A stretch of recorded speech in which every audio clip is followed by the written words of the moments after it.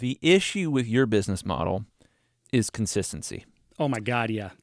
So with my business model, because I'm working for hundreds of clients a year, each month looks pretty much just like the last. Like Yeah. it might go up or down maybe 20%, but very, very rarely is there ever any like, oh man, I Yeah, don't have any. that's like one of the Yeah. biggest issues with this business model, because there's a few things that come with this. And this is where we kind of get into the cons of the high dollar value, low amount of project, my business model. This is where we get in the cons of this.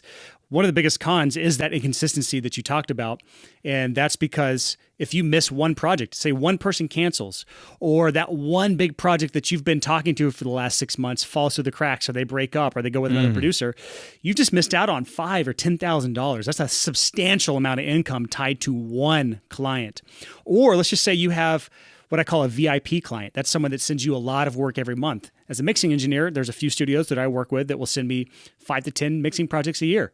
And that's a substantial amount of income. Well, if they find another engineer to work or another mixing engineer to work with, yeah. or they start mixing their own stuff, then I lost out on a client that was, a good 5-figure chunk of income that I could have counted on every year, but it's now gone.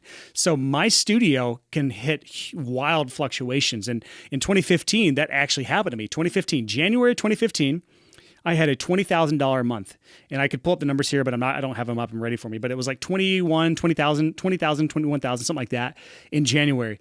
That following February, 1 month later, I made $1,800. Oh. Oh. I don't know any other businesses where you're going to have that wild of a swing in income from 1 month to the next in the same year. That's insane to me. And so that's the kind of stuff that you're going to experience if you're going after this business model. It's not for the faint of heart. Yeah. Well, man, yeah, that is very intense. And I know, like sort of my perspective as a mastering engineer is interesting in this conversation, because as a mastering engineer, I'm working with you. I'm working with people that have your business model. So I have relationships with just tons and tons and tons of mix engineers and producers and all singing, all dancing producers.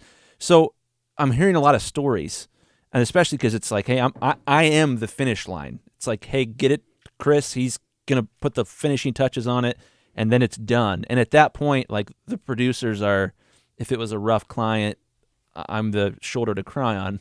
And so, yeah, like the massive up and down swings of that business model are brutal. Yeah, it can break a lot of studios that are not financially prepared. I always had a 6-month cushion of living expenses to where I could go that's 6 months amazing. Without being paid $1 and I'm fine.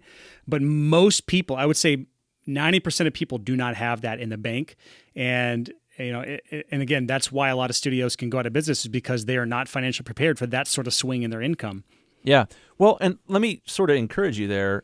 The fact that at that age, it's not that long ago, but it seems like forever ago, that you had the wisdom to have that cushion, to have that.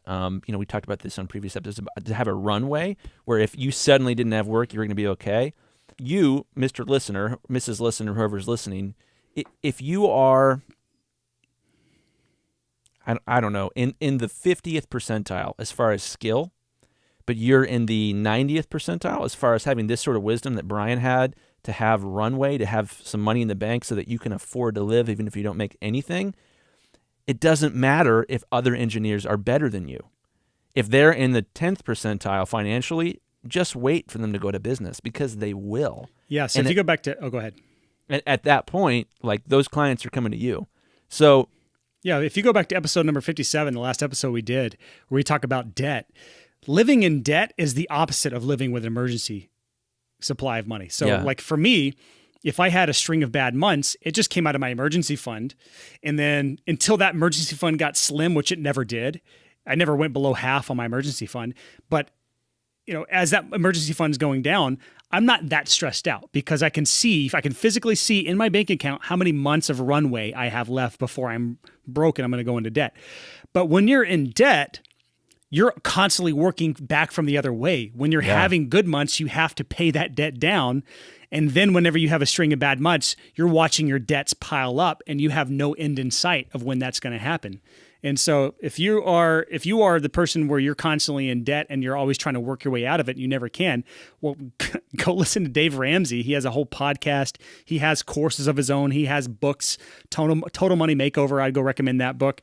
There are a lot of things out there that can help you live the opposite of that. And that's who I followed when I was getting started and had my emergency fund in place.